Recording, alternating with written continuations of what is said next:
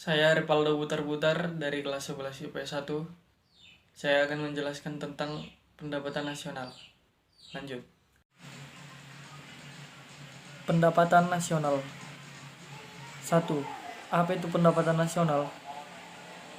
Pendapatan nasional adalah jumlah pendapatan yang diterima oleh seluruh rumah tangga keluarga di suatu negara dari penyerahan faktor-faktor produksi dalam suatu periode waktu tertentu yang biasanya dihitung selama 1 tahun. 2. Apa manfaat dari perhitungan pendapatan nasional? Pada dasarnya, menghitung pendapatan nasional dilakukan untuk mengetahui perkembangan ekonomi suatu negara. Lebih dari itu, menghitung pendapatan nasional adalah hal penting karena memiliki banyak manfaat. Pertama yaitu mengetahui tingkat kemakmuran suatu negara. Kedua, mengevaluasi kinerja perekonomian dalam skala tertentu. Ketiga, mengukur perubahan perekonomian dari waktu ke waktu. Keempat, membandingkan kinerja ekonomi antar sektor. Kelima, sebagai indikator kualitas hidup suatu negara. Keenam, sebagai indikator perbandingan kinerja ekonomi antar negara.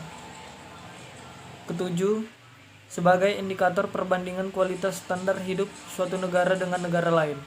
Kedelapan, sebagai ukuran perbandingan pertumbuhan ekonomi dari waktu ke waktu.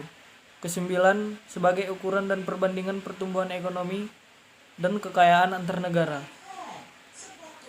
Selanjutnya, konsep pendapatan nasional. Konsep pendapatan nasional terbagi menjadi 5 yaitu A. Produk domestik bruto atau GDP merupakan jumlah produk berupa barang dan jasa yang dihasilkan oleh unit-unit produksi di dalam batas wilayah suatu negara atau domestik selama 1 tahun. B. Produk nasional bruto atau GNP. Gross National Product merupakan nilai produk berupa barang dan jasa yang dihasilkan oleh produk suatu negara atau nasional selama 1 tahun. C. Produk nasional neto atau NNP atau penyusutan barang modal.